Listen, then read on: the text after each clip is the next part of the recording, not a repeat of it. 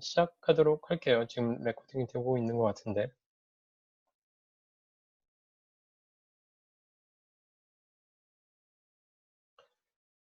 예, 제가 이번에 발표할 논문은, ICA를 2017에서 W간 발표했었던 저자가 이제 발표한 논문인데요. W간의 연장선으로 그동안 이제 간이 그 전까지 왜 잘 안 됐는지, 그러니까 컨셉은 되게 좋은데, 훈련이 왜 잘 안 되는지 뭐 이런 것들에 대해서 쓴 논문인 것 같더라고요. 그래서 일종의 리뷰격의 성격의 논문인 것 같아서 이거 같이 보면 좋을 것 같아서 이 논문 골랐습니다.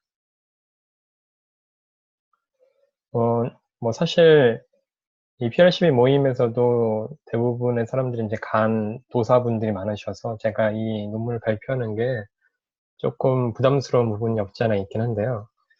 뭐 다들 잘 아시다시피 간 하면 뭐 세미 슈퍼바이스드 러닝이라던가 뭐 스테빌라이징 시퀀스 러닝 메소드 같은 것들, 그러니까 뭐 스피치라던가 랭귀지에서도 쓸 수도 있고 뭐 더 나아가서 3D 모델링에서 쓸 수 있고, 그러니까 단순하게 제너레이팅 모델뿐만이 아니라 여러 방면에서도 다양하게 쓸 수 있을 어떤 가능성들이 많이 존재하는 네트워크이다라고 사람들이 생각을 많이 하죠. 그래서 최근까지도 어마어마하게 많은 논문들도 나오고 여러 컨셉들의 네트워크들도 많이 나오고요.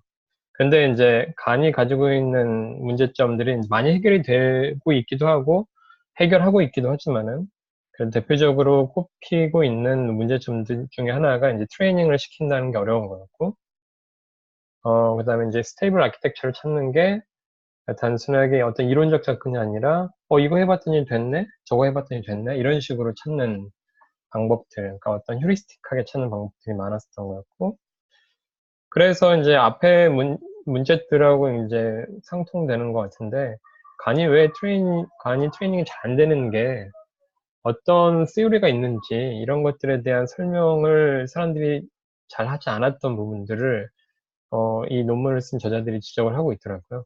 그래서 그런 부분들을 우리가 어떻게 이해하고 왜 간이 잘 안 될 수밖에 없고, 사실 결국에는 이 W간을 쓴 저자들이 우리가 내세우고 있는 이제 워설스타인 매트릭이 얼마나 좋은 매트릭인지 이 간을 훈련시키는 데 있어서 그걸 주장하기 위한 어떤 그 앞에서의 컨셉들을 좀 까는 논문이라고 생각을 하시면 될 것 같습니다.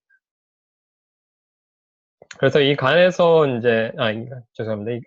이 논문에서 주장하고 싶어 하는 어떤 목표는 다음과 같습니다.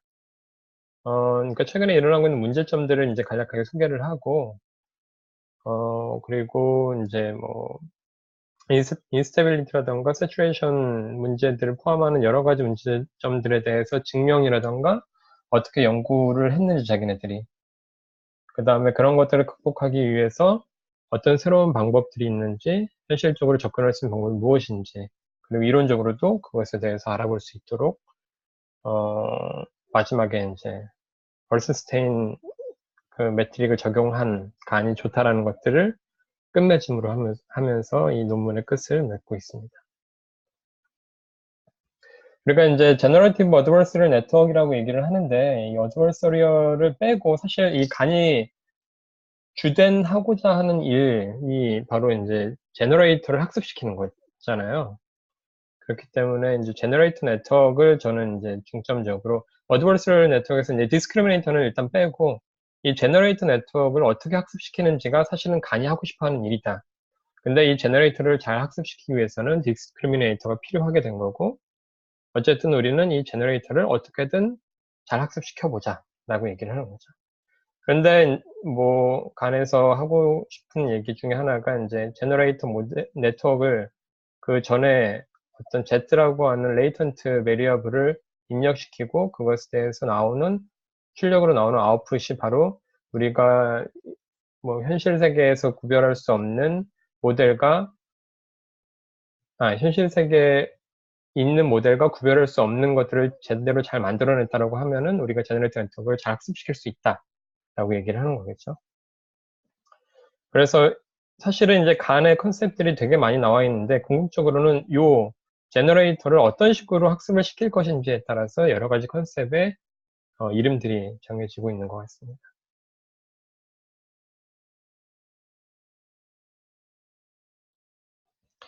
그래서 전통적으로 그러니까 제너레이티브 모델링을 한다라고 얘기를 한다면 전통적으로 이제 쿨백 라이블러 다이버전스를 이용을 하는 게 대부분이었는데요. 그 오토 베리어블 그러니까 VA 베리어블 오토 인코더 같은 것들이 이제 대표적으로 이런 쿨러 라이블러 다이버전스를 쓰고 있는 매트릭을 쓰고 있었고요.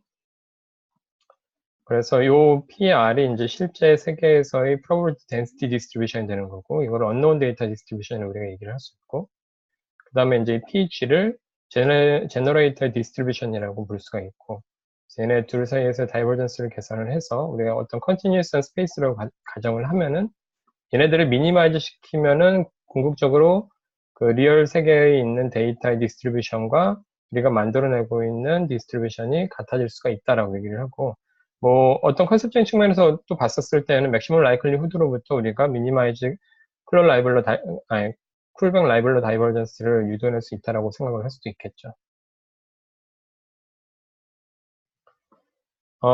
그래서 그렇다면 이제 그러니까 쿨백 라이벌로 다이버전스를 조금 이제 줄여서 KL 다이버전스라고 얘기를 하면은 이 KL 다이버전스가 이런 식으로 유독 지금 정의가 되는데 이 식이 의미하는 게 뭔지에 대해서 조금 더 우리가 이런 그래프적인 그러니까 펑션에서 우리가 이해를 한다라고 생각을 한다면은 처음에 요게 리얼 데이터의 probability distribution 아주 simplification 되어 있는 거라고 생각을 하고 요게 우리가 만들고 있는 그 제너레이터의 probability distribution을 얘기를 할 수가 있겠는데 이렇게 아주 간단하게 볼 수가 있겠죠. 그래서 얘네들에 대한 KL 다이버전스를 구하면은 요 오른쪽에 보이는 그림처럼 우리가 구해낼 수가 있을 것 같아요.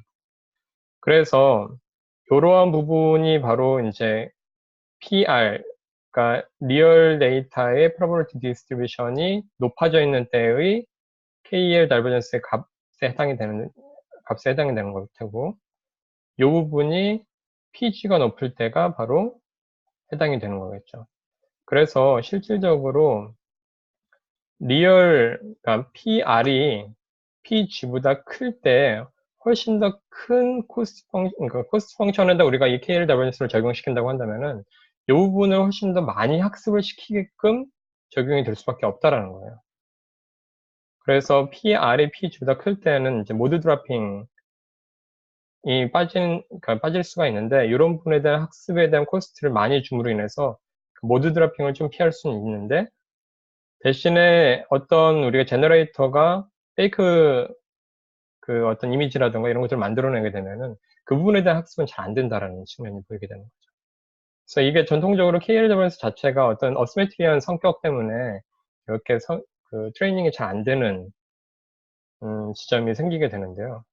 그래서 사람들이 그 부분을 조금 더 개선을 해보고자 해서 젠슨 셔넌 다이버전스라는 걸 쓰게 되고, 그래서 젠슨 셔넌 다이버전스 같은 경우에는 이 양옆에다 KL 다이버전스 두 개를 갖다 놓긴 하는데 가까이 PR, PG에다가는 PA라는 것들을 비교 대상으로, 그러니까 비교 대상 probability distribution 놈으로 인해서 요 PA는 이제 두 PR과 PG의 average distribution을 생각하시면 되는 거고, 이렇게 놓게 되면은 우리가 어떤 시메트리한 다이버전스를 얻을 수 있게 되게 되는 거죠. 그래서 이렇게 하면은 우리가 조금 더 잘 학습을 시킬 수 있지 않을까라고 사람들이 생각을 하게 됩니다. 조금 빨리 나가야 될 것 같은데. 간을 이제 다시 한번 돌아서 보면은 아까 앞에서도 사실 PR12에서 발표하셨던 분들이 좀 많으셔가지고 대부분 간을 어떻게 훈련시키는지는 다 아실 거라고 생각을 하고서 넘어가도록 하겠습니다. 그래서 간 같은 경우는 우리가 그 미니맥스 프로블럼이라고 해서 디스크리미네이터를 학습을 시키고 다시 그 학습된 디스크리미네이터를 기반으로 해서 그 제너레이터를 학습시키는 방식으로 우리가 가는 형태를 취하고 있는데요. 이거를 조금 더 이제 도식화해서 나타내면은 이게 파란색이 제너레이터가 만들어내고 있는 이미지라고 생각하시면 될 것 같고, 요게 이제 원래 리얼 데이터라고 생각하시면 될 것 같고, 요 뭐라고 그랬죠? 갈색에 대한 대시드 라인이 어떤 제너레이터라고 생각을 하시면 처음에는 이런 식으로 어떤 디스크리미네이터가 제대로 학습이 안 되어 있었을 텐데, 디스크리미네이터를 학습을 시키겠죠. 요 로스 펑션을 맥시마이즈 시킴으로 인해서. 그러면 이렇게 두 개가 서로 나뉘어지는 어떤 바운더리가 학습이 될 테고, 그 다음에 제너레이터를 학습시켜서 제너레이터를 요 리얼 데이터가 있는 쪽으로 옮기게 되고, 그게 바로 이제 로스 펑션 미니마이즈 하는 방식이 되는 거고, 다시 또 디스크리미네이터를 업데이트해서 이렇게 바운더리를 옮기고, 다시 또 제너레이터를 학습시켜서 이런 식으로 하게 되면은 결국에는 그 리얼 데이터와 실제 우리가 만들어낸 제너레이터의 데이터의 분포가 서로 섞여 있게 돼가지고, 디스크리미네이터가 우리가 이제 옵티멀 값으로 생각하고 있는 0.5 수준에서 우리가 결정될 거다라고 생각을 하는 게 어떤 간에서 생각하고 있는 컨셉추얼하게 아주 옵티멀한 결과라고 생각을 하게 되는 거죠. 근데 실질적으로 문제가 생기게 되는데 어떤 문제가 생기냐면 디스크리미네이터가 좋아지면 좋아질수록 제너레이터가 내보내고 있는 결과가 되게 좋지 않는 경우들이 상당히 많다라고 얘기를 해요. 그렇다면 왜 이제 이런 디스크리미네이터가 좋아짐에도 불구하고 제너레이터는 좋아지지 않는지, 오히려 더 나빠지는지, 그 다음에 이제 또 트레이닝을 하다 보면은 되게 매시블 언스테이블한 현상들이 나타나는데 왜 그렇게 되는지, 그리고 이제 또 새로운 그런 것들을 극복하기 위해 새로운 코스트 펑션을 뭐 소개도 하긴 하는데 그런 코스트 펑션들이 우리가 앞에서 소개했었던 JST 다이버전스와 얼마나 비슷한지, 그다음에 이런 앞에서의 여러 가지 이슈들이 존재하는데 그 이슈들을 피하기 위해서 어떤 방법이 있는지. 마지막은 우리가 예상하기 쉽게 그러니까 자기네들이 주장하듯이 이제 워설스테인 디스턴스를 쓰면은 그런 많은 것들을 우리가 해결할 수 있다라고 주장을 하게 되는 거죠. 앞에서도 계속 설명을 드렸었던 건데, 간에서 생각하고 있는 컨셉은 이런 거예요. 그냥 이게 요거 기울어져 있는 X, 요거를 일종의 데이터 디스트리뷰션 또는 데이터 스페이스라고 생각을 하시면은 여기에 어느 영역에 해당하는 부분이 일종의 이제 리얼 데이터가 점유하고 있는 디스트리뷰션의 면적이 될 테고, 그 다음에 또 어느 영역은 우리가 만들어내온 제너레이터의 영역이라고 생각할 수가 있는데, 얘네들을 이쪽으로 끌어다 놓기만 하면 되는 거죠. 일치시키게끔 만들기만 하면 되는 게 사실은 이 간에서 하고 싶어 하는 일인데, 그게 왜 잘 안 되냐는 거죠. 실질적으로 우리가 생각을 해보면 이쪽에서 이 논문을 주장하고 있는 게 이렇게 리얼 데이터의 스페이스에 퍼져 있지 않다라는 거예요. 실제 데이터들이. 제너레이터로 만들어낸 데이터도 그렇고. 그러니까 그 이유가 바로 주장을 하는 게 이런 식으로 우리가 볼 수 있다는 거죠. 그러니까 PR이라고 하는 리얼 데이터의 디스트리뷰션이 어떤 이렇게 퍼져 있는 형태의 디스트리뷰션을 갖고 있는 게 아니라 어떤 라인을 가지고 있다던가, 그러니까 지금 우리가 표현할 수 있는 수준에서 우리가 생각을 해보자는 거예요. 이게 우리가 실제 리얼 데이터의 데이터 스페이스의 디멘전을 2차원 정도밖에 못 나타내니까 그냥 그거를 여러분들이 조금 고차원이라고 생각을 하시고, 그다음에 리얼 데이터와 제너레이터 데이터들이 그런 고차원 데이터에서 아주 국소적인 영역만 포함하고 있다라고 생각하시면은 조금 더 이해하기 쉬울 것 같다고 생각합니다. 그래서 제너레이터로 만들어낸 데이터도 역시 이런 식으로 만들어지게 된다는 거죠. 그러니까 실제 데이터의 디멘전을 풀리 만족시킬 수 없다라고 얘기를 하고 있어요.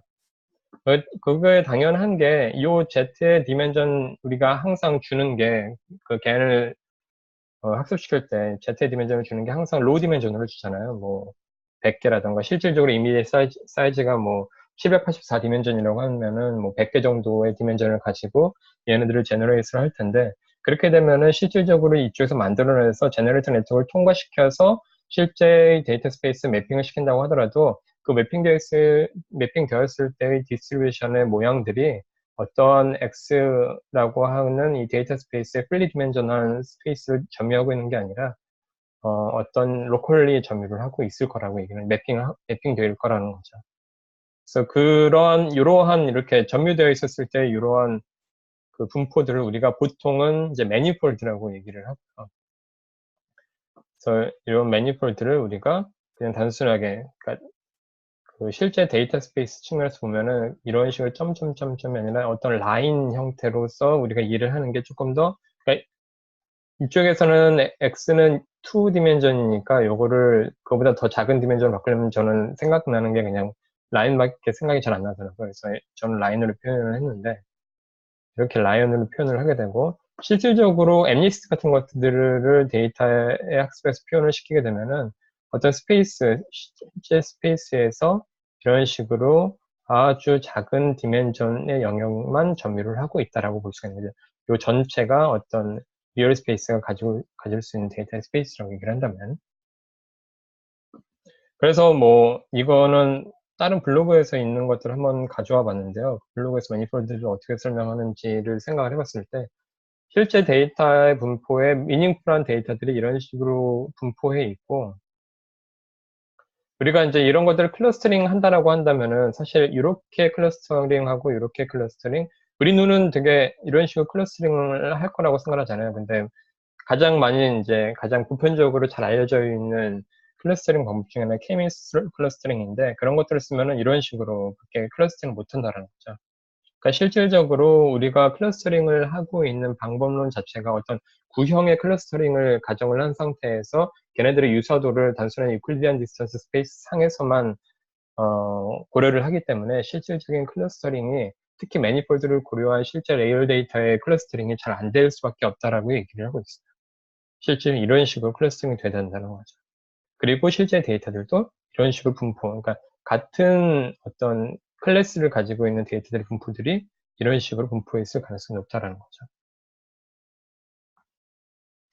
그래서 조금 더 설명을 해보자면은 실제 데이터의 대부분은 이런 식으로 아주 의미 없는 데이터로서 차지하고 있고, 아주 국소적으로 일부분만이 이런 미닝풀한 이미지 벡터들을 가지고 있을 거라고 얘기를 하는 거예요. 그렇기 때문에 실질적으로 전체 우리 리얼 데이터 스페이스에서 봤었을 때 미닝풀한 데이터가 차지하고 있는 영역은 아주 국소적인 영역이 되는 거고, 실질적으로 이런 것들을 우리가 수학적으로 표현을 했었을 때 저런 부분은 이제 메저 제로라고 얘기를 하기도 한다고 하더라고요. 혹시 여기까지 질문 없으시죠? 중간에 질문 있으시면 질문해 주시면 좋을 것 같습니다. 그러면 다시 이제 넘어와서 우리가 아까 첫 번째 질문 중에 하나가 디스크리미네이터의 성능이 좋아지면 좋아질수록 왜 제너레이터의 성능이 좋아질 수가 없는지, 아니면 더 나빠질 수밖에 없는지에 대해서 다시 한번 생각을 해보도록 하겠습니다. 말씀드렸다시피 이런 식으로 리얼 데이터의 어떤 데이터 디스트리뷰션의 분포가 이런 식으로 펼쳐져 있을 테고, 역시 제너레이터의 데이터의 디스트리뷰션 분포도 그 레이턴트 베리어블로부터 유도해낸 거기 때문에, 제너레이터를 통해서 유도해낸 거기 때문에 이런 식으로 우리가 매핑이 되어 있을 테고, 그럼 이 둘 간의 그 데이터 디스트리뷰션을 일치시켜 주기만 하면 되는 게 이 간에서의 목표인데, 그럼 먼저 디스크리미네이터가 하는 역할을 보면 이 퍼펙트 디스크리미네이터를 우리는 만들어낼 수 있다라는 거예요. 이 관점에서 본다면 실질적으로. 그러니까 아까 앞에서 봤었던 이런 것들을, 이러한 바운더리를 우리가 그러니까 요게 하나의 클래스고 요게 하나의 클래스, 같은 클래스, 이 클래스를 만들어주고 싶은 어떤 각각의 매니폴드라고 얘기를 한다면은, 이게 리얼 데이터죠. 요게 제너레이터고, 그러니까 요 제너레이터를 요걸 만들어내고 싶다라고 얘기를 한다면 요게 일종의 퍼펙트 디스크리미네이터가 되는 거겠죠.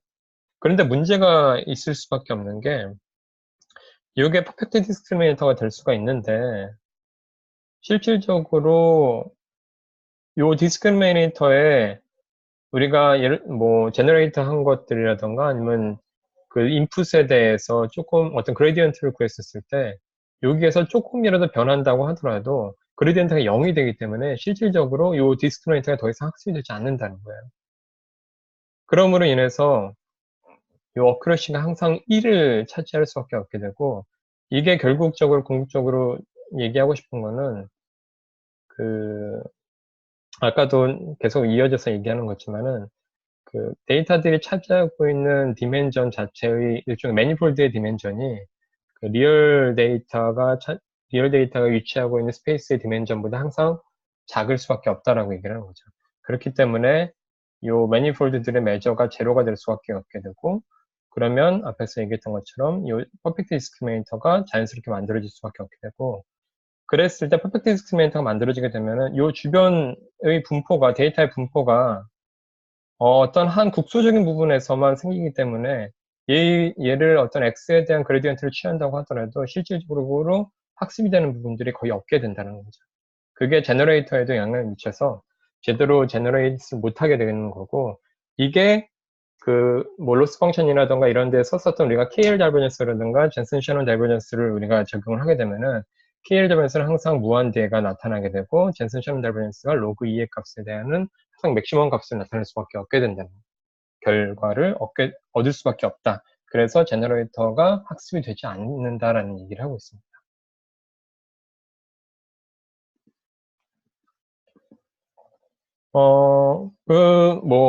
계속 하는 얘기인데, 이제 그런 것들을 수학적으로 이 사람들이 또 증명을 하기 위해서 디스크리미네이터의 놈을 이런 식으로 이제 정의를 하고, 거기다 로스 펑션을 이런 식의 에스티메이션 펑션으로 놓은 다음에, 각각을, 몇 가지 이제 입실론과 m 값으로 치환을 해서 놓으면은, 실질적으로 이러한 식의 우리가 어떤 1-d g 세타 z라고 하는 요 부분인데, 이게 요거에 대한 그 그레디언트를 취했을 때 우리가 제너레이터가 학습이 된다라고 생각할 수가 있는데, 요거의 지배를 받게 된다는 거죠. 그러니까 요거는 사실 증명은 이제 요 옆에다 제가 첨부해 놓긴 했는데, 지금 설명을 드리면 시간을 너무 많이 잡아먹을 것 같아서 빨리 넘어가도록 하고요. 그래서 이런 식으로 우리가 나타낼 수가 있는데, 실질적으로 이 디스크리미네이터의 변화가 없게 되면은, 즉, 리미트를 디스크리미네이터의 변화가 옵티멀 값과 어떤 조금 변화된 디스크리미네이터의 값이 차이가 0. 아까 얘기했던 것처럼 그레디언트가 0이 되는 게 되는 거겠죠, 그게. 그렇게 되면은, 어, 요 값이, 요 값이 입실론의 디펜딩이 있기 때문에 요 값이 0으로 수렴을 하게 되고, 실질적으로 이 전체가 0으로 수렴할 수밖에 없다. 그래서 제너레이터의 학습이 잘 되지 않는다라고 얘기를 하고 있습니다. 그래서 뭐 자기네들이 이제 D시간을 가지고 실험한 내용들을 보여주고 있는데, 그거는 요 파란색이,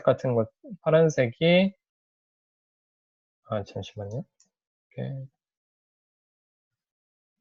어, 빨간색이 그, 저기, D시간을 25번 에포크로 제대로 훈련을 시킨 다음에, 그 다음에 디스크리미네이터만 계속 훈련을 시킨 거고, 파란색은 그 D시간을 가지고 한 번만 에포크로 훈련을 시키고, 그러니까 제너레이터 디스크리미네이터를 한 번씩 훈련을 제대로 시킨 거죠. 그 다음 한 에포크만큼, 그 다음에 이제 디스크리미네이터만 계속 훈련을 시킨 거. 그런 식으로 했을 때 이제 그러니까 제너레이터에 대한 그레디언트 값이 어떻게 변화되는지 보여주고 있는데요. 실질적으로 어느 정도 학습이 되면은 이런 빨간색처럼 거의 변화가 없게 되는 것들을 확인을 할 수 있다라고 얘기를 하고 있습니다. 그래서 어쨌든 그 앞에서 했었던 첫 번째 질문인 그 디스크리미네이터가 좋아질수록 그러니까 제너레이터의 그레디언트가 베니싱 되는 효과 때문에 실질적으로 제너레이터가 학습이 되지 않는다라고 얘기를 하고 있습니다. 그래서 그걸 피하기 위해서 제너레이터가 처음에 페이크 이미지라던가 이런 것들을 만들어내는 것들을 피하기 위해서 어떤 방법을 그럼 쓰면 좋을까라고 생각을 했더니, 요 앞에 있는 뒤에 있는 로그 1-t 요거를 이런 식으로 우리가 조금 바꿔주면은 학습이 잘 되지 않을까라고 사람들이 생각을 하게 됐고, 그래서 요거를 이제 다시 한번 풀어서 봤더니 이런 식으로 우리가 쓸 수 있게 되는 거예요. 근데 뒤에 있는 부분은 젠슨 다이버전스니까 어떤 시메트리한 성격이 있기 때문에 그냥 뭐 굳이 우리 나중에 생각을 해도 크게 상관이 없게 되고, 이 부분만 먼저 보게 되면은 PL 다이버전스를 아까 봤을 때는 앞에가 PR이 나와 있었고 뒤에가 PG가 있었던 거였죠. 근데 이번에는 그게 인버티드 있는 꼴이 돼버리게 된 거예요. 저거를 풀어봤더니. 그랬더니 이렇게 되면은 아까 앞에서 했던 것처럼 어떤 일이 발생되면은, 아까 앞에서 했을 때는 PR이 있고 PG가 뒤에 있었을 때는 그 PR 쪽에 PR이 PG보다 커졌었을 때의 그 코스트가 상대적으로 더 많이 웨이팅이 돼가지고 그러니까 모드 컬랩스가 되는 것들을 방지하겠는 효과로 나타나서, 그러니까 일종의 PR과 PG가 어느 정도 비슷했었을 때 모드 컬랩스가 되는 효과를 방지하게 되는 걸로서 쓸 수가 있게 되는데, 이렇게 될 경우에는 PG가 크을 때 PR이 작은 경우에 코스트가 더 많이 부여되는 형태의 값으로 결과가 유도가 돼서 페이크를 만들어내는 이미지를 학습을 시키는데 더 잘 도움이 될 수 있다라는 그 설명을 하고 있더라고요, 이쪽에서. 대신에 학습이 어느 정도 됐었을 때는 모드 콜랩스가 될 가능성이 또 많아지게 되는 거죠. 그 제너레이터가 어느 정도 학습이 되기 시작하면은. 왜냐면 모드 드로핑 됐을 때는 어떤 로우 코스트가 부여가 되기 때문에 그 부분이 학습이 잘 안 되는 형식이 되는 거겠죠.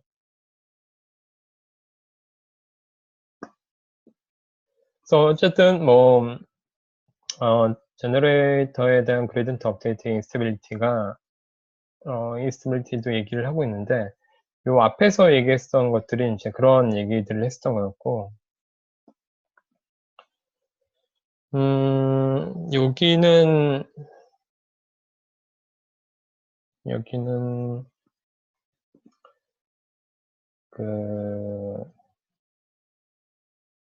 그러니까 제너레이터의 그레이던트 업데이트를 하는데 인스테빌리티를 어떻게 우리가 생각을 할 수 있느냐라고 얘기를 하고 있어요. 그게 무슨 얘기냐면은 그러니까 제너레이터가 학습이 잘 안 된 상태에서 디스크리미네이터가 너무 학습이 많이 되었었을 때가 바로 이제 이러한 케이스에 해당이 되는 거겠죠.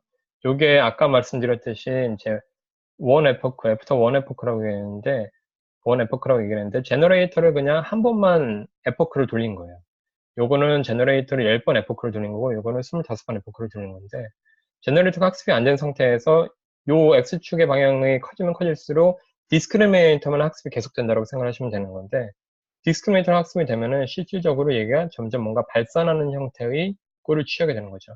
근데 25번 에포크 돌린 거는 제너레이터가 어느 정도 안정되어 있다고 볼 수 있으니까 그때는 디스크리미네이터를 계속 학습을 시킨다고 하더라도 그렇게 크게 벗어나는 것을 볼 수가 없게 되는 건데 그러니까 이런 식으로 인스테빌리티가 나타나는 효과들이 발생을 하게 되는데 그 이유 중에 하나가 이제 뭐 그 데이터들이 가지고 있는 노이즈를 탄다라고 얘기를 하는데 그 노이즈를 제너레이터가 어떻게 잘 학습을 했는지 안 했는지에 따라서 그 정도에 따라서 디스크리미네이터가 실질적으로 제너레이터의 학습에 영향을 주는지 안 주는지를 이렇게 보여주고 있다라고 얘기를 하고 있습니다. 그래서 보통 이쪽에서 이제 가우시안 프로세스를 거쳤다라고 얘기를 하는데 그 가우시안 프로세스를 거쳤을 경우에 제너레이터 학습이 잘 안 됐을 경우에는 이게 뭐 코시 디스트리뷰션의 형태를 띠게 되고 그러니까 그러니까 베리언스도 점점 이렇게 커지게 되고 거기에다가 그 익스펙테이션도 점점 커지는 형태의 꼴을 취하게 되고 이런 것들이 실제 제너레이트 그레디언트 업데이트를 하는 데 있어서 인스테빌리티를 주게 돼서 제너레이터가 제대로 학습이 되지 않는 효과를 나타내게 된다라고 얘기를 하는 거죠.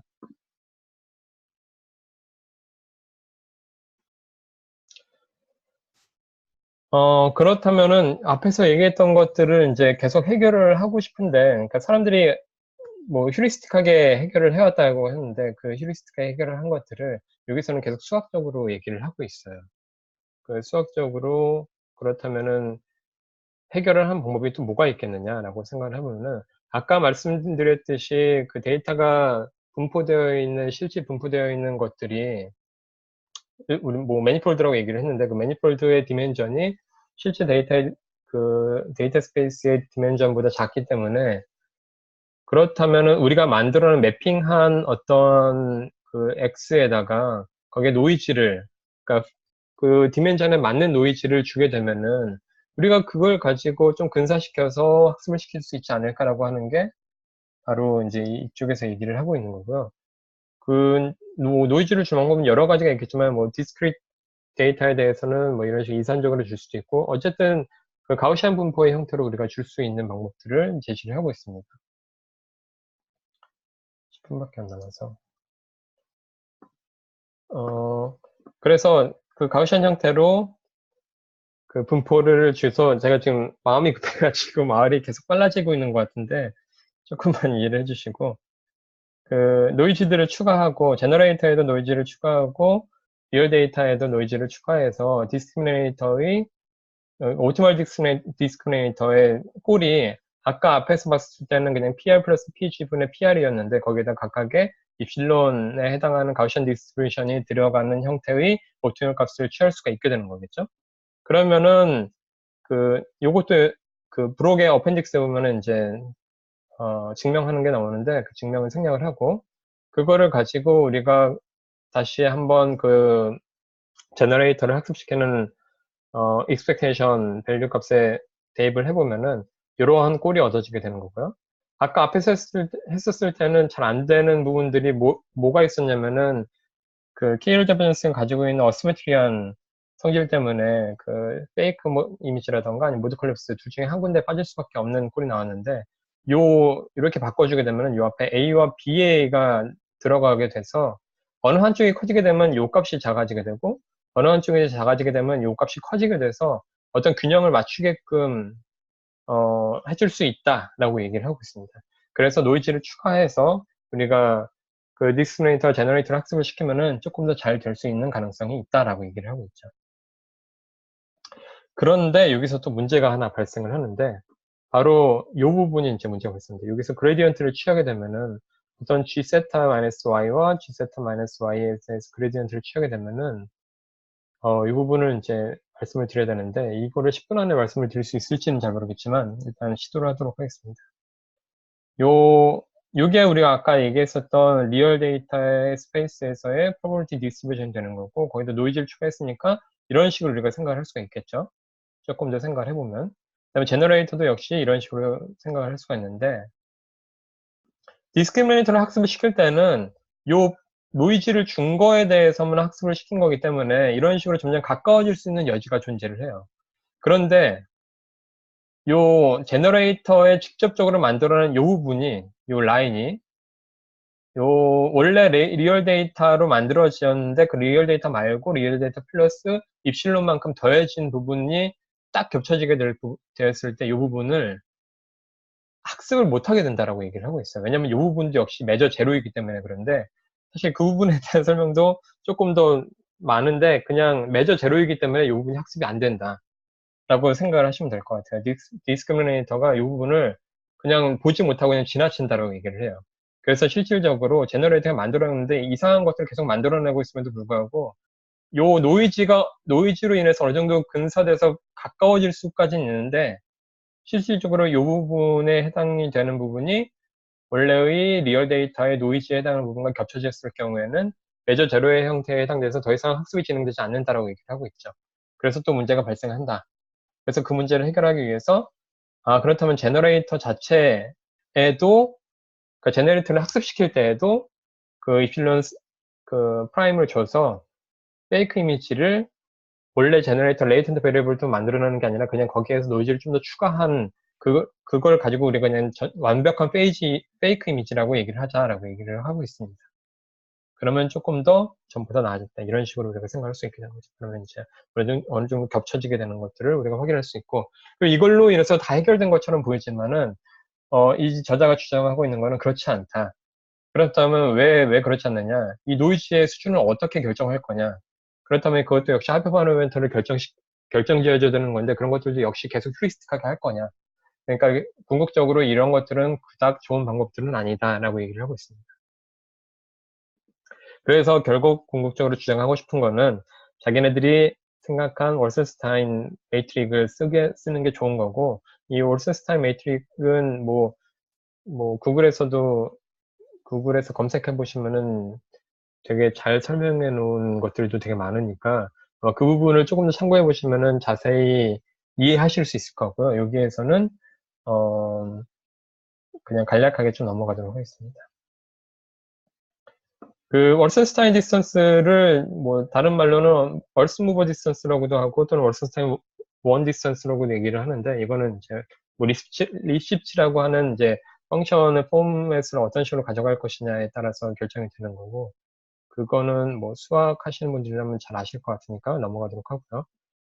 여기가 하고 싶은 얘기는 이 얼스 무버 디스턴스라고 얘기를 하는 게 그러니까 흙을 옮기는 거예요. 흙을 옮기는 방법이라고 생각하시면 되는 거고 요 PR에서 P세타로 흙을 옮겨서 그러니까 P 아래에 있는 흙들을 옮겨서 어떻게 하면 P세타로 똑같이 만들어 줄 건지 아니면 반대로 P세타에 있는 흙들을 옮겨서 어떻게 하면 P 아래에 있는 흙의 모양과 똑같이 만들 것인지 요 만드는 방법은 여러 가지가 있을 텐데 요 흙을 옮기는 양과 거리의 곱을 따져서 그게 최소화되는 것을 우리가 월슨스테인 디스턴스라고 얘기를 하자 라고 이래서 그게 바로 얼스 무버 디스턴스랑 같다라고 보시면 되는 거고, 이런 식으로 우리가 그러니까 이런 식으로 만들어서도 생각을 할 수가 있게 되는 거죠.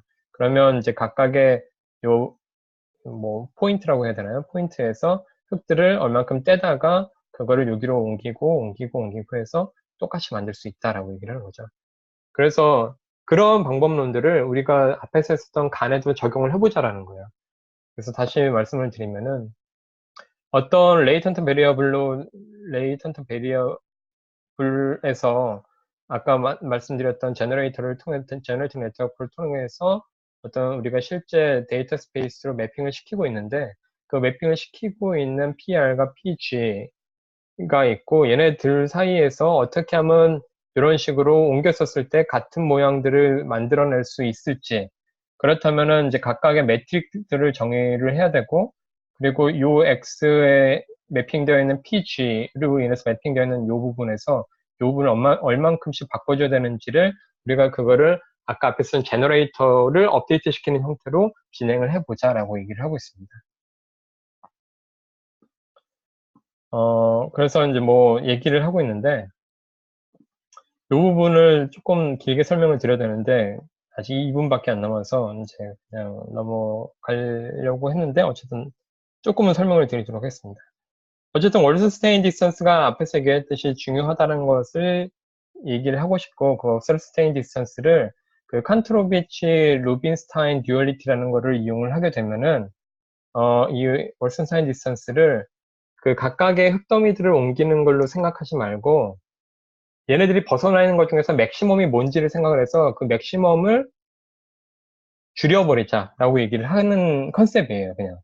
그거를 이제 뭐 리니어 프로그래밍이라던가 듀얼리티, 윅 듀얼리티라던가 스트롱 듀얼리티의 프로퍼티를 이용을 해서 이런 식으로 바꿀 수가 있고, 그게 이제 월슨스테인 디스턴스를 아까 얘기했었던 요 C에다가 요 델타가 붙는데 요 델타가 의미하는 게 토탈 베리언스라고 생각하시면 되는 거고, 그래서 요 C에다가 토탈 베리언스 곱해지면 요 C의 값은 뭐 프로그래밍을 하시는 분이라면은 이제 클리핑을 어디를 할 것이냐에 의해서 결정이 될 수도 있고, 수학을 하시는 분이라면은 아까 리식츠에서 리식츠 폼을 뭘 가져갈 것이냐에 의해서 결정이 된다라고 생각하시면 될 것 같습니다. 어쨌든 이걸 이용을 하면은 간단한 방법으로 아까 앞에서 했던 것처럼 뭐 KL 다이버전스라든가 젠슨 샤논 다이버전스처럼 그 맥시마이즈를 찍어서 그레디언트가 그려지지 않는 현상들이 생기지 않고,